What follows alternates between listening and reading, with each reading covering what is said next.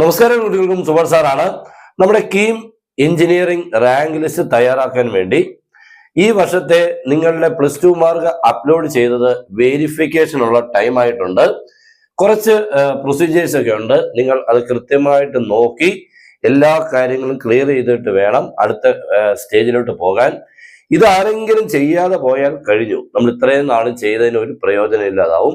അത് കൃത്യമായിട്ട് ചെയ്തില്ലെങ്കിലും പ്രയോജനമില്ല. അപ്പൊ എല്ലാം ഈ സ്റ്റെപ്പുകൾ കൃത്യമായിട്ട് നിങ്ങൾ ഫോളോ ചെയ്യണം. എല്ലാ കാര്യങ്ങളും ഞാൻ ഇവിടെ എഴുതിയിട്ടുണ്ട്. മാക്സിമം ഇതെല്ലാവരും നിങ്ങളുടെ ഫ്രണ്ട്സിനോടൊന്ന് ഷെയർ ചെയ്തേക്കണം. ഓക്കെ, നമ്മൾ ആദ്യം ചെയ്യേണ്ടത് നമ്മുടെ സൈറ്റ് ഓപ്പൺ ആക്കുക, www.ce.kerala.gov.in. എന്നിട്ട് നമുക്ക് ഇതിന്റെ ലാസ്റ്റ് ഡേറ്റ് എല്ലാവരും ഞാൻ ആദ്യമേ എഴുതി വെച്ചേക്കുക 10-ാം തീയതിയാണ്. 10-ാം തീയതി വൈകിട്ട് 6 മണിക്ക് മുമ്പായിട്ടാണ് ഇത്രയും കാര്യങ്ങൾ നിങ്ങൾ കംപ്ലീറ്റ് ചെയ്യേണ്ടത്.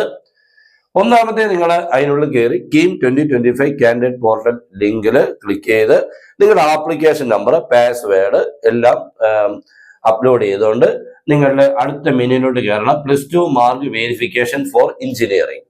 ആ മെനുവിൽ ക്ലിക്ക് ചെയ്തിട്ട് നിങ്ങളുടെ മാർക്ക്, മാക്സിമം മാർക്ക്, നിങ്ങൾ പഠിച്ച ബോർഡ്, ഇപ്പൊ നിങ്ങളുടെ കേരള ബോർഡ് ആവാം, CBSE ബോർഡ് ആവാം, അങ്ങനെയുള്ള ബോർഡ് ക്ലിക്ക് ചെയ്ത് എല്ലാം സെലക്ട് ചെയ്തിട്ട് നിങ്ങൾ ഇയർ ഓഫ് പാസിംഗ് ഇതെല്ലാം ചെക്ക് ചെയ്യണം. എല്ലാം കറക്റ്റ് ആണോ എന്ന് നോക്കിക്കോണം.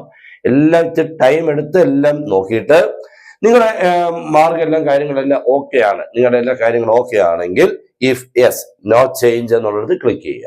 എല്ലാം കറക്റ്റ് ആണെങ്കിൽ ഇനി എന്നിട്ട് വെരിഫൈഡ് ആൻഡ് ഫൗണ്ട് കറക്റ്റ്, എല്ലാം ഞാൻ വെരിഫൈ ചെയ്തു, എല്ലാം കറക്റ്റ് ആയി എന്നുള്ളിടത്തും ക്ലിക്ക് ചെയ്ത് കംപ്ലീറ്റ് ചെയ്യാം.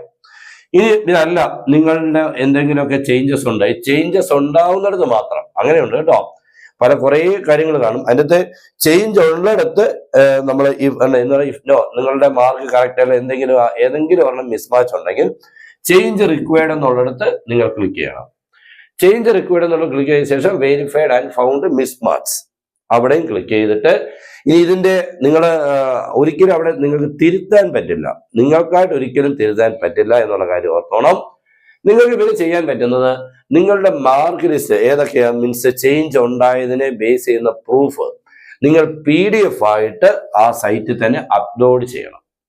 അല്ലാതെ നിങ്ങൾ നേരിട്ട് കൊണ്ടുവന്ന പോസ്റ്റലായി അല്ല നേരിട്ട് കൊണ്ട് കൊടുക്കുക, പോസ്റ്റലായിട്ട് ഇമെയിൽ ഒന്നും അയച്ചാൽ അവരെടുക്കില്ല.